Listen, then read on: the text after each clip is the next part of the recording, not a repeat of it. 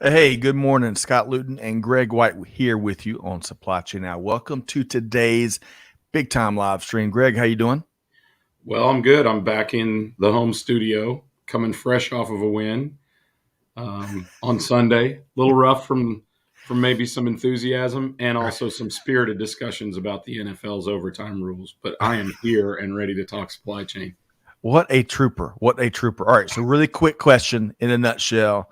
Yeah, The best food you got while you're tailgating in that Kansas City, gorgeous, packed, loud stadium, and a big win over the Bills. yeah, Favorite the food. best food that there is on the planet, barbecued brisket.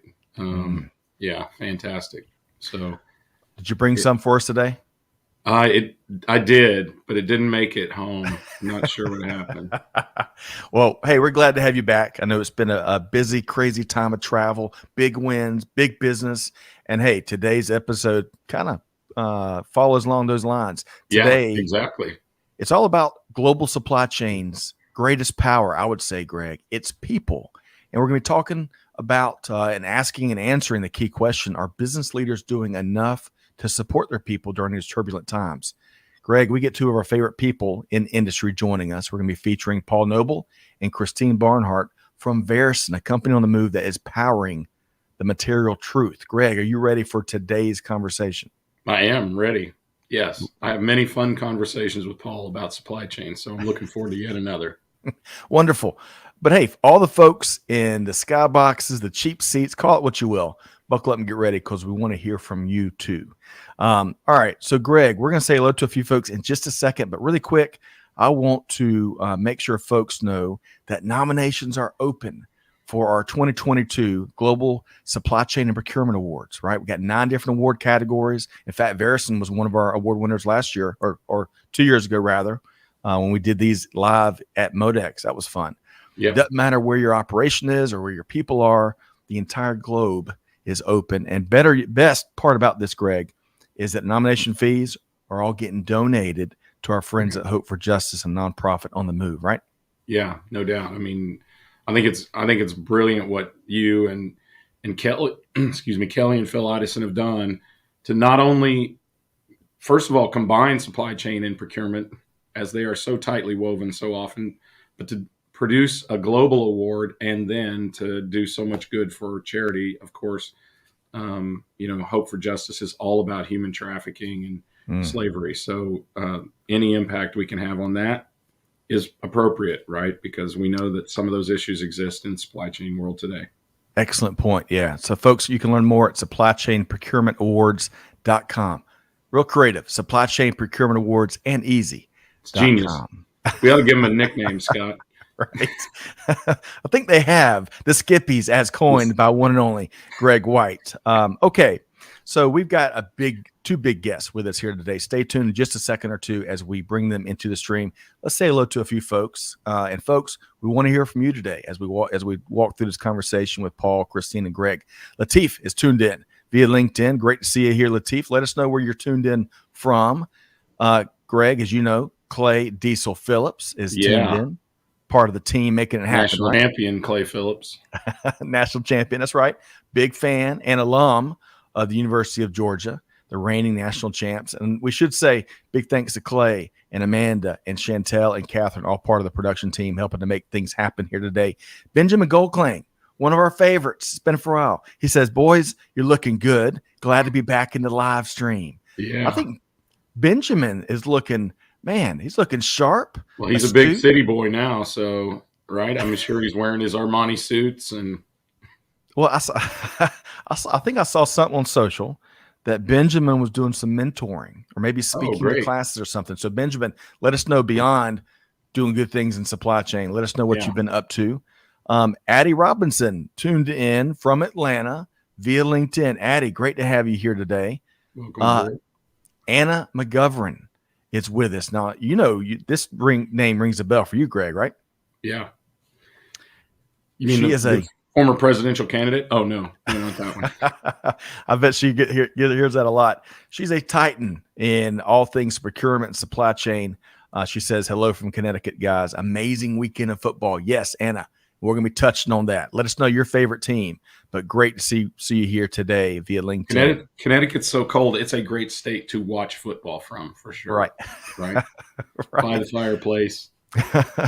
With your hot toddy and the beagle on. laying by the fire, maybe. I don't know. A Hemingway book. Well, if you're a Falcons fan, you had plenty of time to read during the playoffs. And I say that with all humility as a resident Falcons fan. Okay. Umcar, hey, I've got some good news.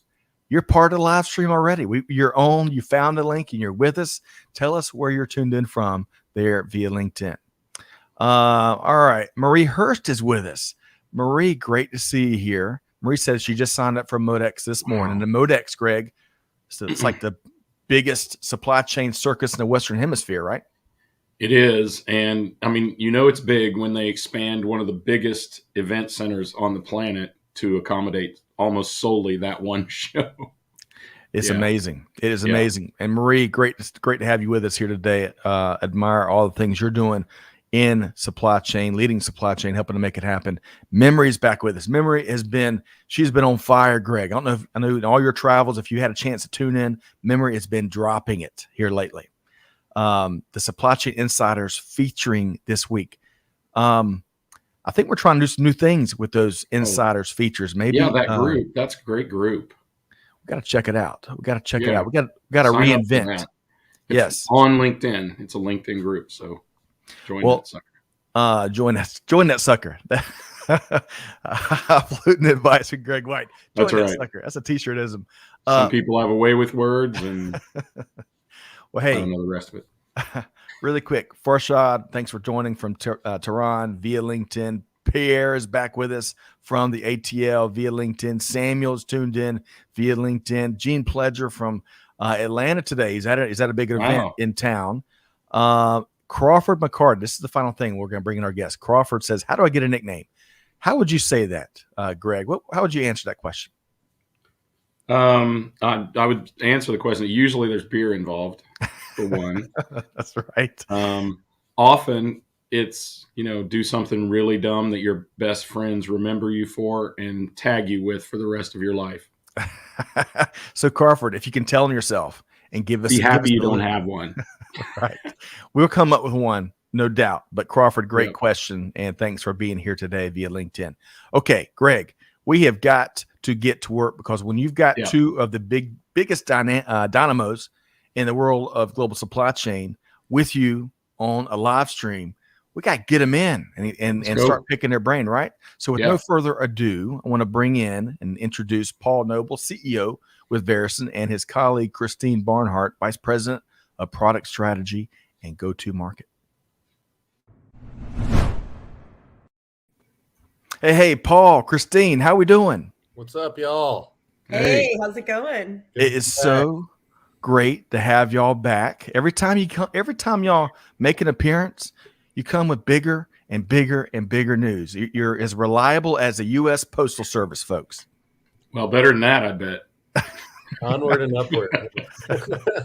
So before we get into, and I love the topic we're talking about here today, lifting up our supply chain workforce and, hey, challenging leaders on how are we investing? How are we supporting them? What are we giving them in terms of a tool belt to win and succeed and thrive? So we'll get to that in just a second. I want to start with the heavy hitting topics, right?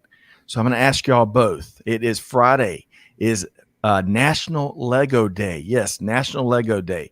And as we all know, Lego these days is not the Legos of 1985. Take your pick. So I want to ask y'all if it's not Legos, think back to your childhood and give us one toy that is inseparable from you growing up in your upbringing. So Christine, we'll start with the world's biggest, most passionate Cincinnati Bengals fan. Congrats to your Bengals. What would your toy be from your childhood? Well, first, I got to give everybody a big hooday, right? I'm kind of I wasn't a great toy person as a child. I was kind of more of a bookie kind of a girl. But I did have Barbies. I loved Barbie. Not so much like the clothes and the accessories, but like her house and her car and and taking those apart and putting them back together, which is probably why I'm an engineer. So Yeah, right. Love it. I love it. My kids have some of those same vehicles, and my daughters seem to put them together. And then my son destroys them, and then my daughters re-engineer and come up with new vehicles. It's amazing. Maybe they're going to be engineers too, Christine. All right. So, Paul, speaking of engineering and engineering a good time as a kid, what was your toy that you couldn't part with? Yes. Super Lego fan for sure. So it's going to be fun this week. My son turns 5 tomorrow. And so Legos are a big part of our household these days. For me, other than Lego, I would have to, any one of the G.I. Joe squad. With a Kung Fu grip. Yeah, Micro Machines. Maybe. Oh, There yeah. you go. Matchbox cars were always a big part of our childhood. So any of those three would You just named all the things I've stepped on in the last week. Oh, yeah. And muttered some things out of my breath. But a lot of great toys. I remember when Micro Machines first came out. Legos have always been kind of pricey, and they continue to be so. So we'll see. Yeah. I want to share. Memory says Polly Pockets. I remember those. Do you? Yeah, Oh. I don't remember them exactly, but I know that all the girls I went to school with had those things. Yeah. The one that just came to mind too that I thought was awesome, and I actually found it at my parents' house, within the last year or something. Spinges. I don't know if you ever knew what spinges were. It doesn't matter. It's these little fighters that you would. Oh yeah, like with a zip spin, and they just ran into each other. With a zip motor. Yep. Made the people. I wonder if that was a regional product, Paul. Yeah, might have been. Northern Ohio. It's like euchre, right? Euchre. That's right. That's a great call out, Paul. I love that. Crawford says, and Crawford may have just earned his nickname, Stomp Rockets. Crawford Stomp Rockets. Oh, McCarty. Those had to be fun. Clay says WWE action figures until my brothers told me it wasn't real. Probably broke his heart. That's like telling somebody there's no Santa Claus, which there is, by the way. Gary Smith. You got to cue the YouTube video where it's real to me. That's right. Yeah. Right. Gary Smith, hope this finds you well up in cold New York. Gary's doing big things in supply chain as well. Great friend of the show. Hot Wheels, also a big fan. Amanda is telling herself, love my Cabbage Patch dolls and Fisher Price kitchen, she says. And finally, Benjamin says, Spinja, new version of Beyblade. I'm not familiar with Beyblade, so I'm not sure. Paul? Might be. I'll have to look that one up myself. Okay. All right. So we had a little bit of fun. I appreciate y'all sharing. I want to dive into Greg. We got to get down to work, right? We got two of industry leaders here, and I want to start with this, Christine and Paul. And again, I love the topic we're going to be talking about here today, and some good news I think we're going to be finishing on. But let's level set first. Let's level set. And Paul, I want to start with you. Based on this incredibly challenging environment right now, what are some of the things you're seeing out there in the marketplace? Yeah, continued challenges across supply chain. I know we're talking a big part about people. I know that, Greg and I, we've had some recent conversations, and we're talking to leadership across all sorts of different manufacturing organizations, regardless of vertical, are having a tough time staffing up across their enterprise, from in plant to the logistics. So yeah, that still remains, I think, one of the big things happening. But Christine, what are you seeing?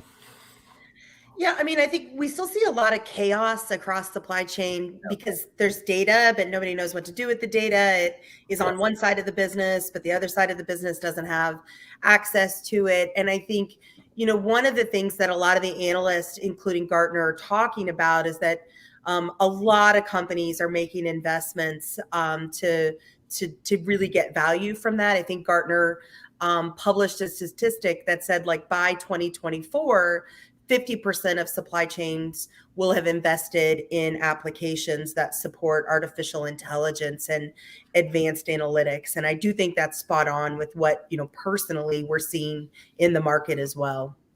Yeah, excellent point there. And Greg, we're seeing a ton of investment, right? But as we're going to talk about later in the conversation, we got to be investing in the right technology. Yeah. Which are Yes, we have to be clear that Excel is not technology. Right. Right. I mean, The most widely there are a lot of adopted companies planning that platform. Yeah. Yeah. I mean, there are a lot of companies that are investing in technology. There are a lot of companies with plans to invest in technology. But Scott, we've talked about this for a couple months now. There are a lot of companies who've kind of let out a collective sigh and thought, okay, we're past the worst of it, so we can go back to Excel. Yeah. And I think that is a really, really dangerous position to be in, is to try to wait out this disruption and then think you can go back to the world where you can do it manually or with Excel or whatever.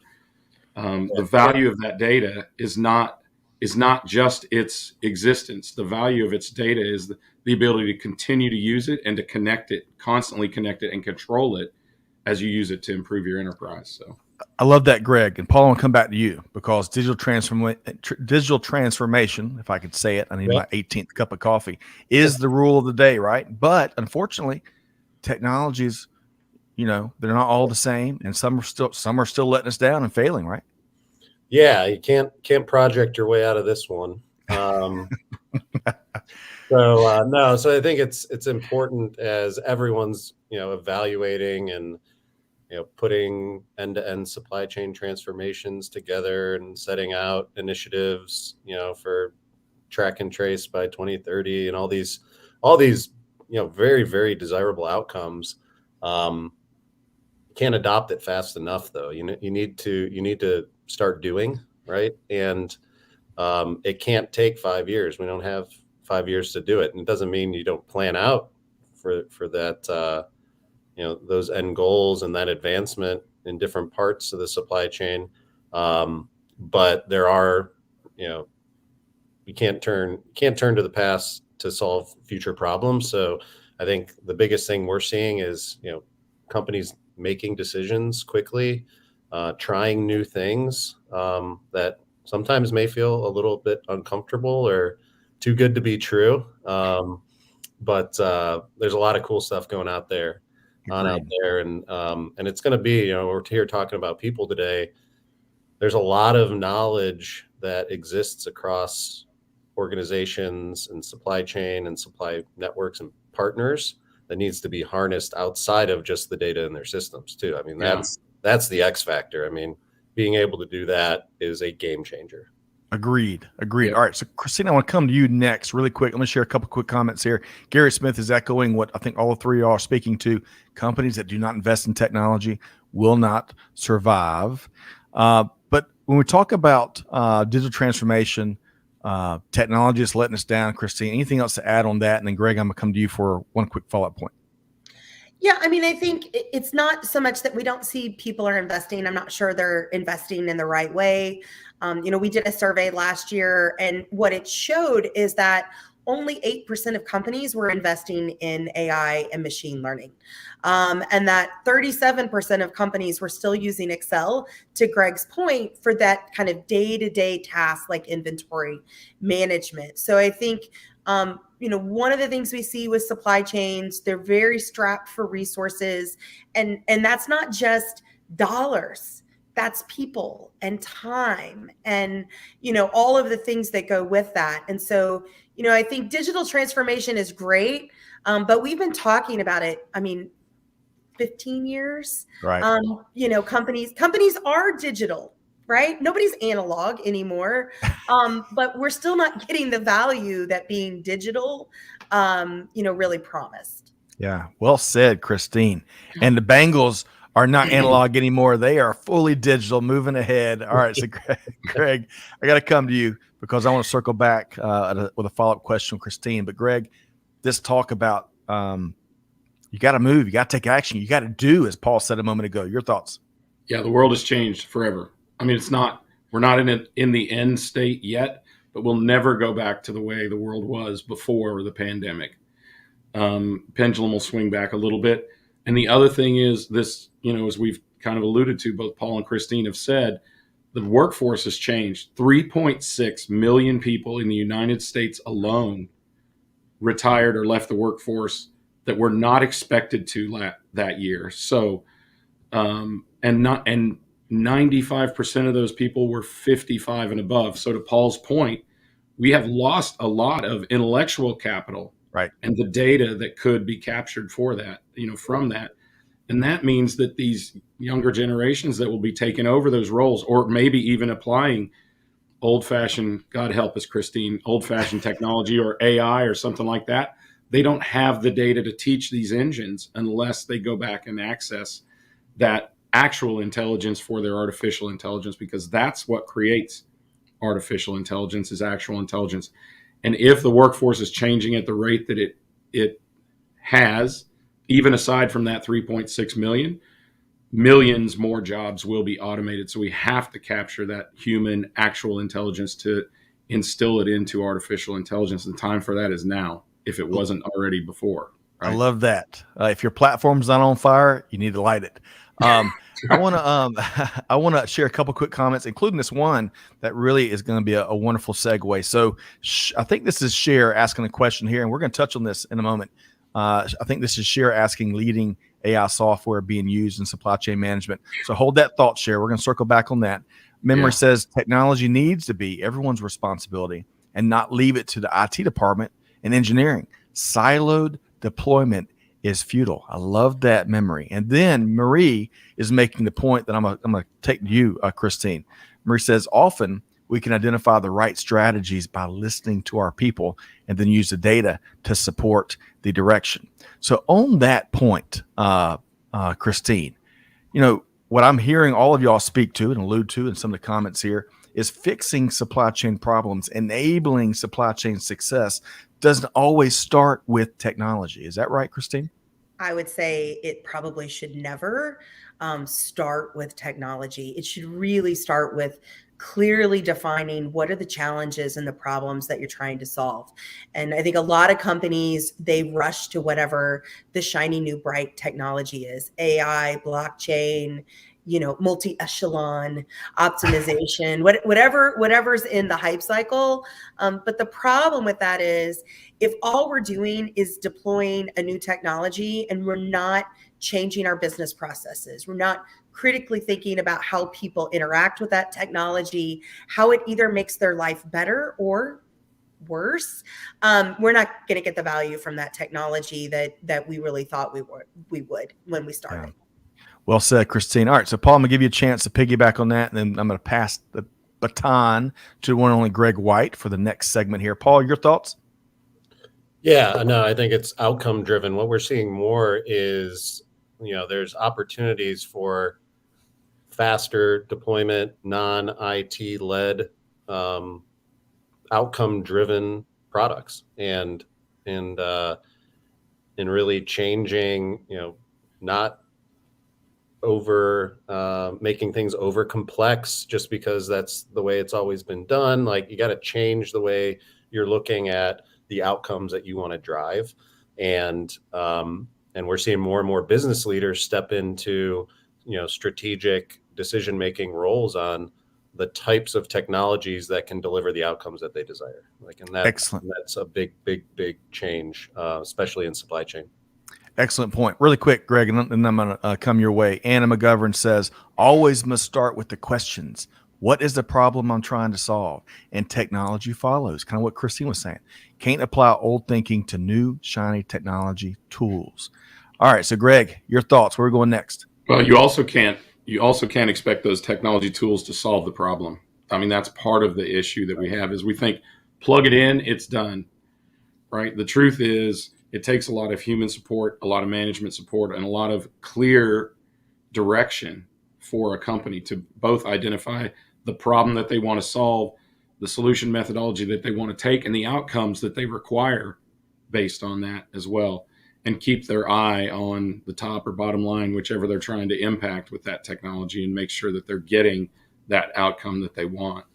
So we know that the way that people are approaching it today, and for the last decade, and Paul, you said notably, especially in supply chain.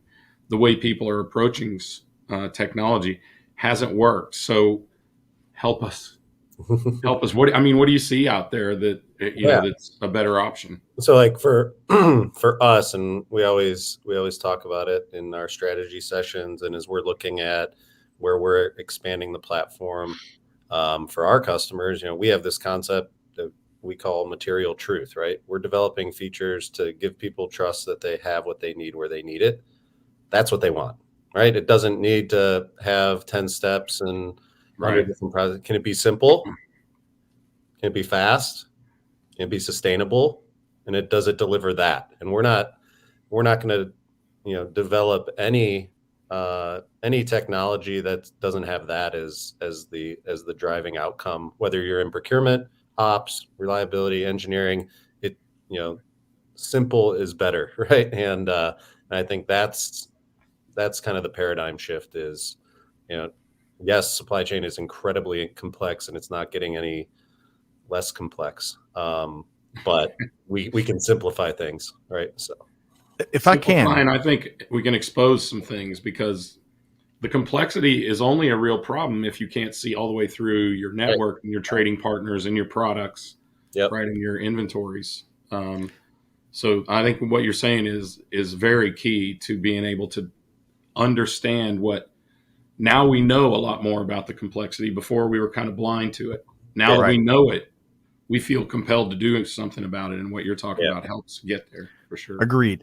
So I want to dive deeper into Verusen, what they're doing in just a moment. But Christine, I want to pull it back for just a second and talk about the workforce, right? Because we've seen no shortage in the last couple of years of major trends in the workforce that's shaping options and certainly shaping what the big challenge that global supply chains have in front of them. Your thoughts around these major workforce trends? Well, I mean, Greg already alluded to it to some extent. The baby boomers are retiring. They're really retiring in very large swaths. The McKinsey report talked about the Great Resignation, and more than 19 million workers in the U.S. alone were quitting their jobs. Some leaving the market, some moving to other jobs where, quite frankly, they felt more fulfilled. They had better tools, better technologies. And I think, one of the things that frustrates me is I don't see companies asking the question, why are they moving? Everybody assumes it's for money or myriad of other factors. But I think, truth be told, part of it is, millennials and Gen Zers, they don't like rows and columns. If you're making them work on Excel or some type of a very antiquated ERP green screen, you're probably not going to retain them. So I think that's one of the things, is just the shift from a baby boomer kind of oriented workforce to a millennial Gen Z, Gen Xers like me. We just kind of get forgotten in the middle. But then the other part that you talked about was really kind of what IMSI calls a demographic drought. And that is labor shortages that are not going to go away. Not only are baby boomers retiring, but people in the industrialized world have not given birth on the scale that people are, exiting, if you will. And so there is just a shortage of workers on both a national and a global front. And from my standpoint, what that really means is we have to be able to do more with less people. And I think necessity is the mother of all invention. And so this really pushes us from a supply chain standpoint to take technology that exists today and apply it in a way that allows companies to get a lot more value from kind of their day-to-day activities. Well said. All right. So Greg, I'm gonna come back to you because you're gonna dive a little deeper into a new savvy approach. But before we do that, I gotta share some of these comments here.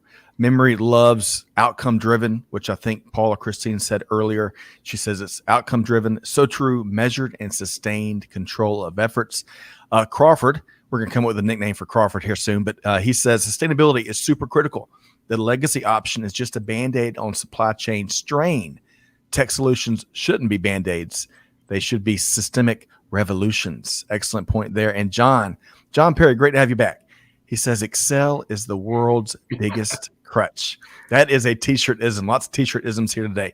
So Greg, with that said, with the backdrop Christine just provided and Paul teased us a moment ago about what they're doing at Verusen, where we go from that? Where we go from here? Well, should we talk about some big developments? I think there's so much to talk about, so little time. I think one of the things that I want to learn more from Paul and Christine, we've been fortunate, Greg, to have Verusen and Paul in particular on a variety of shows with us. We're pretty attuned to what the material truth is and how that's part of this savvy new approach to solving old and new problems in global supply chain. But maybe there's some folks tuned in here today that don't know why Verusen represents such a new, innovative direction. So, Paul, let's start there. Oh, I thought you wanted me to say that. Hey, so start. You take it, Paul. Yes, take that, Paul. What is part of this new savvy approach? Tell us more. Yeah, where can I start? No, so it's been really fun being a part of supply chain, and as we kind of dissect and simplify the complex is really a starting point for us. It's the combination of data and people to again drive outcomes, right? So as we continue to look at what empowers supply chain professionals across global organizations to again trust that they have what they need where they need it when they need it, get presented with opportunities, and not have all these processes that are in place to lead to mistrust and uncertainty. These are all things that we feel very compelled to change the approach, change how people are think things should be solved, and ask why a lot more. Why are things done that way? And we're looking, as we continue to expand across network, we're releasing and expanding our approach to indirect materials into building a more trusted network inside the four walls of an organization, but more importantly, outside of the four walls, and really truly build networks, right? That is a big part of where we're seeing opportunity and spending a lot of our time. It's the old, I call it this, my supplier calls it that, but it's all really the same thing. And it cripples organizations and these supply networks from actually taking shape and understanding that.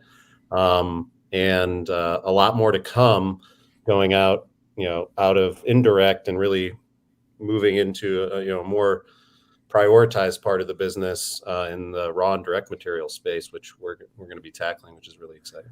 Excellent point. Going back to that, and Greg, with your comment here in a second, and we're going to go to Christine for any additional commentary around this new savvy approach. But hey, stomp rockets, bottle rockets, they may be the same thing, but folks are calling them different things. And McCarty, if you can correct me, I'm not sure what stomp rockets are. I'm taking kind of a leap there.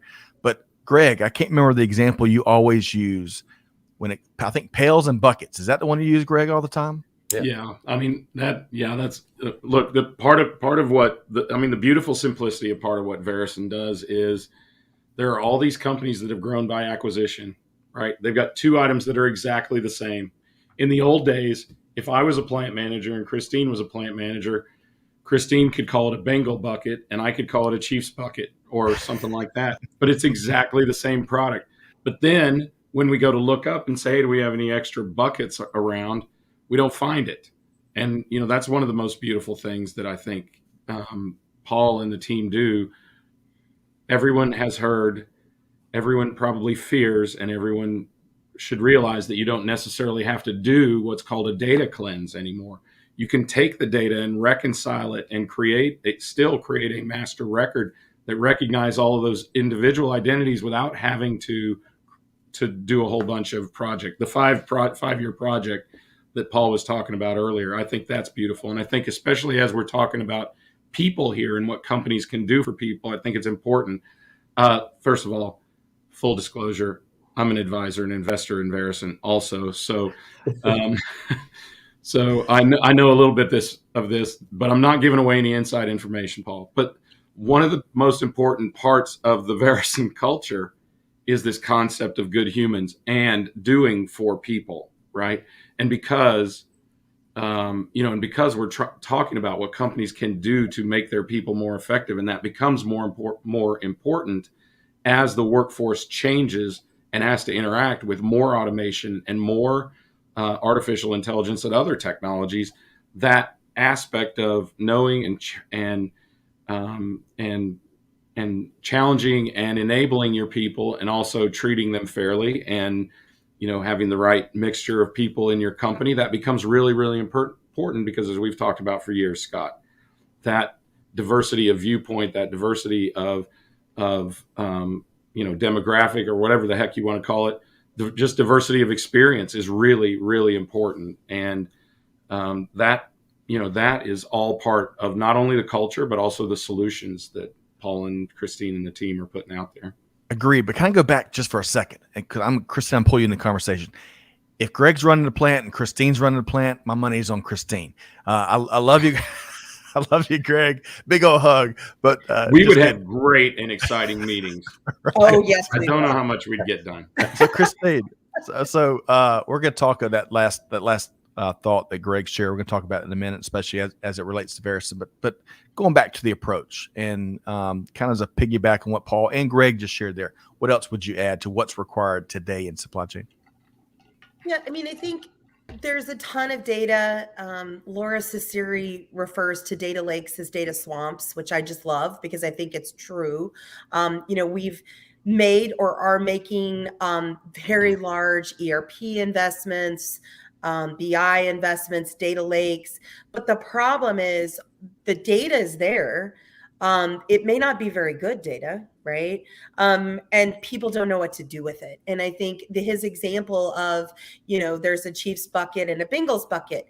At one time, there might have been somebody in the organization that knew that those things were the same, and maybe they were substitutes. But that knowledge is leaving the building. Right. And so I think that's one of the things that is unique to the use of machine learning and artificial intelligence and data science is we can start to capture that in a way that then that knowledge can be effective across your entire organization. And so I think that that's really novel. Most supply chain software companies, they haven't started from that space. They've really started from, a very traditional ERP, MRP, maybe, advanced planning space. And they're not really looking at, man, I just need to figure out how to better leverage the data that I already have today. Right. So let's keep going. I want to share a couple of quick comments because I want to talk more about Greg's last thought and around diversity and how that can impact the bottom line. The diversity of thought on when it comes to solutioning and driving innovation in global supply chain, it's invaluable. So I want to circle back on that in a second. I want to share a couple of quick thoughts here, and there's a bunch of them to choose from. Memory: do more with less people. Leverage do more with less people leveraging technology, perhaps. Gary Smith says the three major issues of the 2020s are: one, the loss of knowledge due to the baby boomer retirements, which we're all speaking to here; two, the rate of change and disruption will only increase; and three, climate change. Very succinct and right. Yeah, check. Right, right, Christine. Thank you for sharing that, Gary. And he also adds this: treat your people well, and the profits will follow. Gary, that is a great segue to this last aspect of the conversation. Before we maybe get some good news, and Greg White, the Startup Whisperer, may just help me unlock that from Paul and Christine. But before we get there, let's talk about Verusen and the culture and the organization. Verusen's been on the move. You're exploding. I know you're humble about that, Paul and Christine, but man, y'all are hiring left and right. It's been so cool to watch over the last few years. Let's talk about how Verusen and with its culture and organization, how you're investing in your people. Paul? Sure. Hey, yeah, no, it's exciting exciting time for us as an organization. We've grown considerably, more than double headcount in 21. And as we're out talking to customers and the investment community and, the things that we do well as an organization, we have awesome technology. We have a great product. We have awesome people. Like, good humans first is a big part of our culture. Diversity of thought, diversity of background, in and out of supply chain, and people build great businesses and brands. And we recognize that, and so we're continuing to add to that team, and will be over 22 and beyond. But it's really the thing I'm most proud of that we've accomplished over the last couple of years is the team, the culture, and we're not perfect by any means, but we all have great intentions of what we want to do, how we want to empower people, and how we want to use technology to do that. Outstanding. So much of that whole response, Greg, was like a line of t-shirts here, right? We need to get that into production. Christine, what would you add to that? Yeah, I mean, I think one of the things I respect about Paul is it's not just a line. Like, he really encourages and enables us to be good humans first, and to build technology that really helps supply chain professionals. And we just hired a head of HR. Addie's on the call, I think, to really help us on that journey. And then for me, one of the things that when I came into Verusen, I told Paul, I'm like, look, we got to do more from a DEI standpoint. We need to have programs and we need to, leverage the Atlanta community, which is very diverse. And then, really beyond that. So, recently we stood up internally our first employee resource group, or I guess we're in the process, which is Verusen now. So Verusen's network of women, obviously for me as a technologist, as an electrical engineer, and a supply chain professional, that's something that's very close to my heart. It's really only been in the last, several years that I didn't sit in a room that was all men, right? And so I think the data supports, even if you don't believe in it, the data supports the need to build dynamic, diverse teams. And that's multiple sexual orientations, multiple genders, ethnics, cultures, socioeconomic backgrounds. If everybody has the same perspective, you only solve a problem one way. But when people have really a diverse perspective, we challenge each other and we figure out how to come to a better solution. And so I think that for us, it's core to who we are.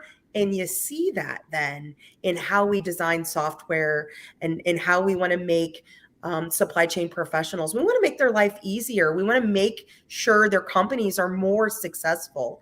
And that, because I am not a zero-sum game kind of a gal. I think the pie is big enough for supply chains in general to be successful. And for us, we have to take a leadership position, supply chain, to build a better world. And that includes climate, and that includes diversity, equity, and inclusion. So I'm really proud of kind of where we're headed. And I think, you'll continue to see us really strive to be leaders in that space. Gosh, man, y'all two. Yeah, two home run hitters there. Greg, I'm coming to you for your commentary on what Paul and Christina just shared. Really quick, though, I want to share our dear friend Allison is with us here today. Allison is one of our guest hosts here at Supply Chain Now and is leading as president, co-owner, manufacturing operation out there. She says, woo woo. I think I said that right. Woohoo, baby. Women. Put your Rick Flair hat on. Yeah, no kidding, man. She says, women in manufacturing, engineering, supply chain, cheering you on, Christine, from my cheap seats. Allison, thank you so much for being here with us. And Memory says, without people, there are no brands.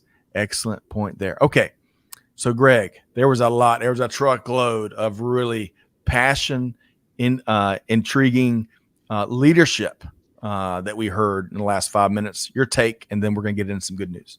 Yeah, well, I mean, I think you saw it demonstrated here. I'm not sure what more you could say, except that that's something that we have been seeing and doing and advocating for a long while, and it's good to see a company so committed to that. And it's not just the numbers. You can sit in a meeting where there are bigger groups of diverse people and see the results firsthand. And to Christine's point, it's not a zero sum game. Scott, I believe there is abundance in the universe, and that's everybody should, and everybody does contribute. So Agreed. I think this is just a great reflection of how we need to kind of attack the societal conditions we have now. One of the things we have to recognize is the generation that is leaving the workforce at the greatest rate lived through or had parents who lived through a massive world depression, right? They didn't see the world they did see the world as a zero sum game, because back then it effectively was. And none of the rest of us, Gen X and the generation since, have never had to live through something like that. So I think it's easier for us to believe we weren't imprinted with that notion of zero sum, right? And we have it more inherent in our being to be able to understand that. So, well said. Okay, so I want to share just a couple quick comments here. Yumisha, thank you very much. Appreciate you subscribing to our YouTube channel. Looking forward to you being a part of future live streams. Jason, great topic today: people and education first. I love that. Jason, dead on. Great to have you back, even though you are one of the world's biggest Alabama fans. So, see, now Jason is also the kind of guy that gets this is probably good for Crawford.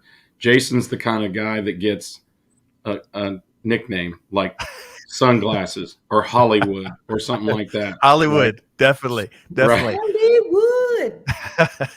Pierre says, that's how you get it, Crawford. That's true. Or you make a really bad woo woo like I did a second ago. Woo woo Luton.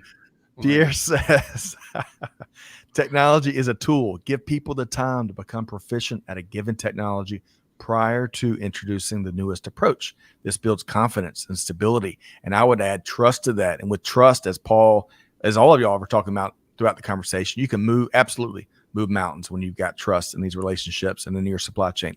Okay. Scott, if I can just reinforce that a minute, it's the reason that our recommendation is people start to experiment, if you will, with us and supply chain intelligence on the MRO side, because it's not as strategic as your direct materials in a lot of businesses.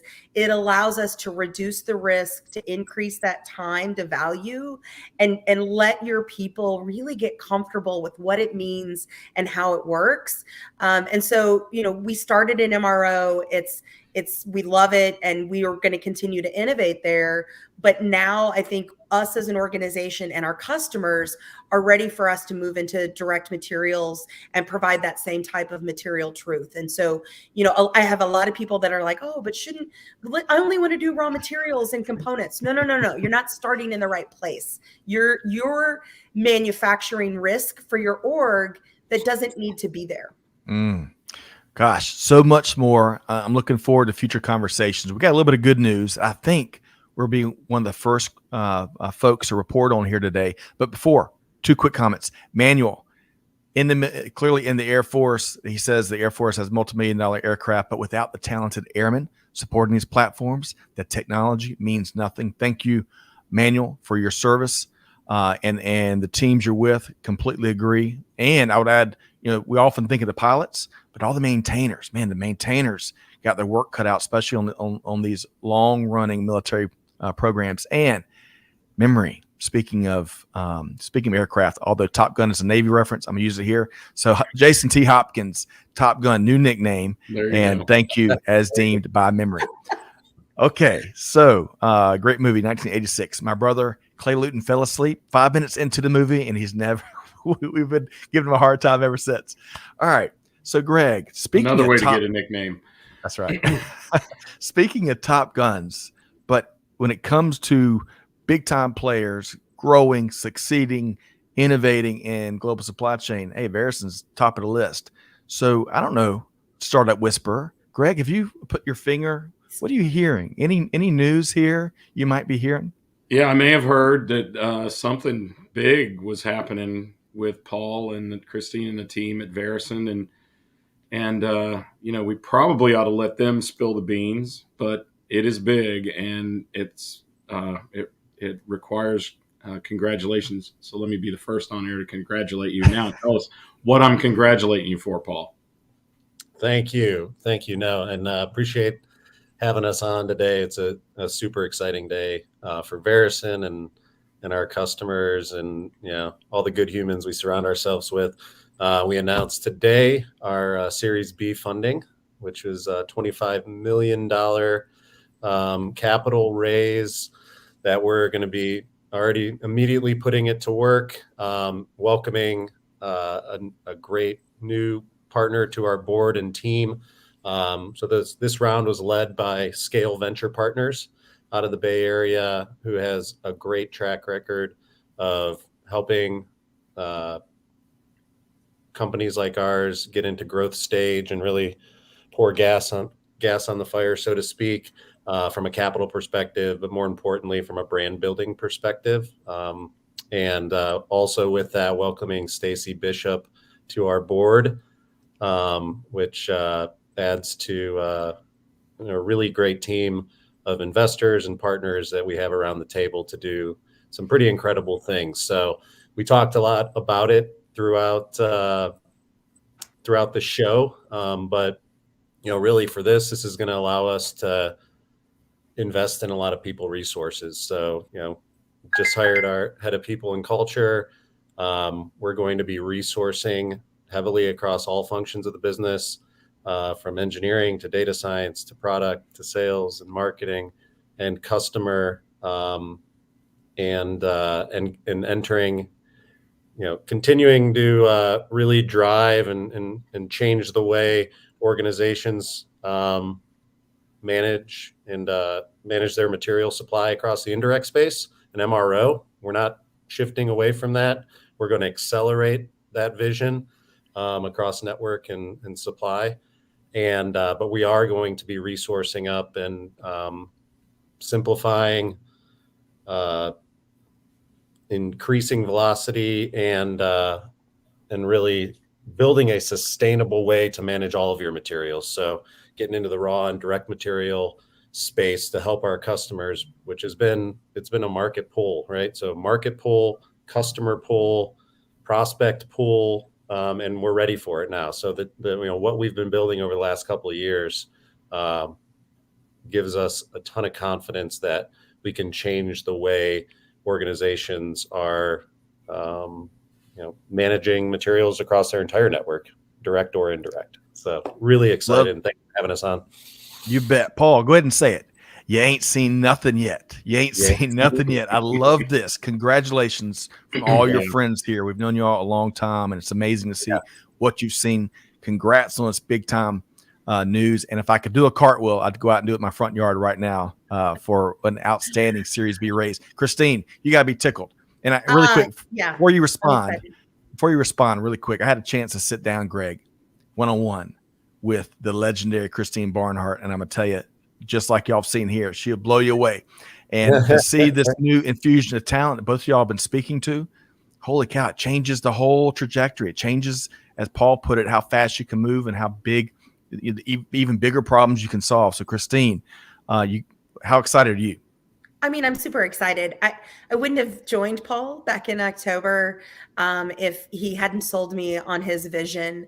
And now I think we have the funds to really bring that vision to fruition, and very quickly, in the coming months. And so I think, the experience that we've gained on the MRO side, the relationships that we've built, super important. We want to continue to grow and nurture those, but taking that learning and now applying it to raw materials, components, ingredients, assemblies, the things that, allow a company to build a product that they can sell. It's an area of supply chain that I think has been long neglected.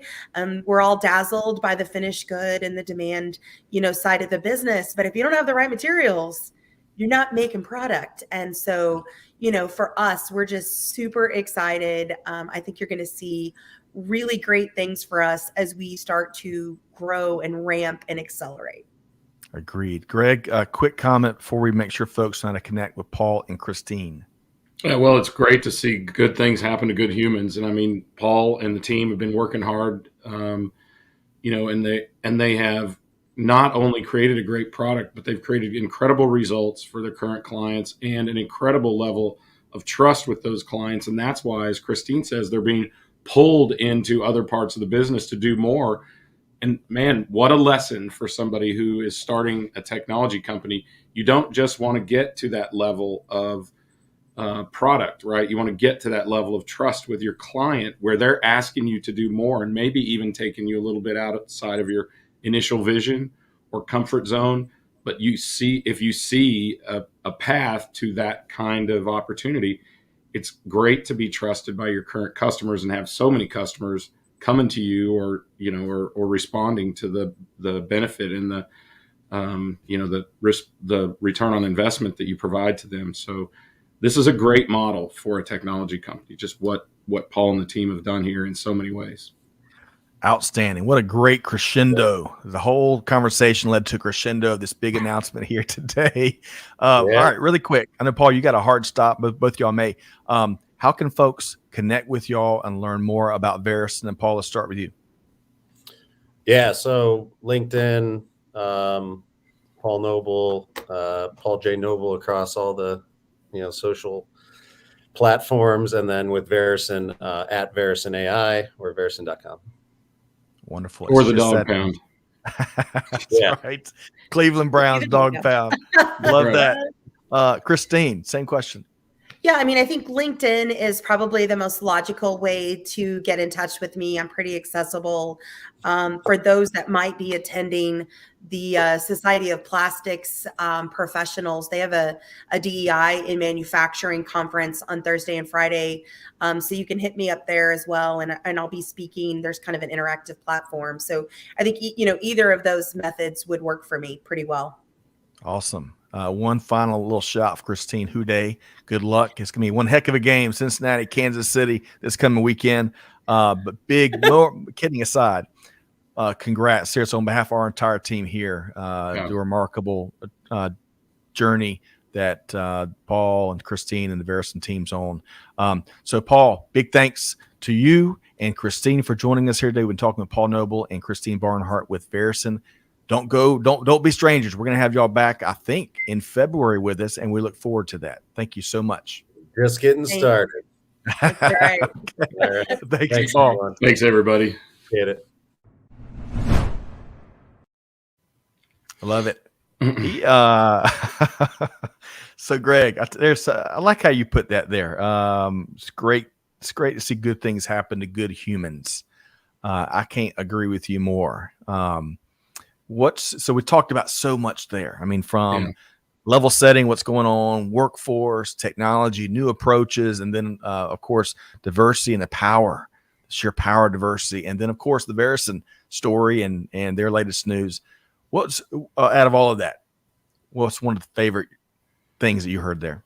I think that the focus on people, look, I mean, we can talk about what technology is going to do, but the truth is technology is enabled by and an enabler for human beings. So you have to keep that in perspective. And that seems really like common sense, but having implemented technology over 2,000 times, I can tell you that it is almost never the way that a company goes into a technology initiative or a digital transformation with the viewpoint of the people. So I think that's a really important message, that they keep their eye on that ball, even when they're implementing their own technology, right? Makes good sense. And that the world is changing. It's going to continue to change, and it's going to take people to adapt technology or adopt technology to meet that change. So. Well said. Greg, I couldn't have said it better. Delighted to have you back. I know you've been traveling coast to coast, it seems like, here lately, but hey, such is life. And we couldn't have had a great, better conversation here today with Paul and Christine from Verusen. And by the way, Gary, thanks. Yeah, no kidding. And Gary, I appreciate the comments, some other comments we're getting here from Gary and Benjamin and some others. Thank y'all for all what y'all dropped in the comments. We had several truckloads of t-shirt isms, and we're going to be trying, folks, coming attractions. Amanda might break my legs since I said this, but we're going to be trying to pull some of these comments out, those real t-shirt isms, and share that along with, of course, all the snackables from these conversations to give it all more visibility. So stay tuned on that. Greg, a pleasure. I look forward. Good luck to your Kansas City Chiefs, and next time, you got to bring some of that barbecue home. And just like that, we lost Greg White. He didn't like the challenge, maybe. So, hey, Murphy's Law is alive and well. But hopefully you all enjoyed this conversation with our dear friends at Verusen as much as Greg and I did. Thanks for all the big comments. Again, big thanks to all the folks behind the scenes, Amanda, Kathleen, Catherine, Chantel, Clay, you name it, for helping to make production happen here today. If I can challenge you to do one thing, though, on behalf of our entire Supply Chain Now team, hey, do good, give forward, be the change that's needed. And on that note, we'll see you next time right back here on Supply Chain Now. Thanks, everybody.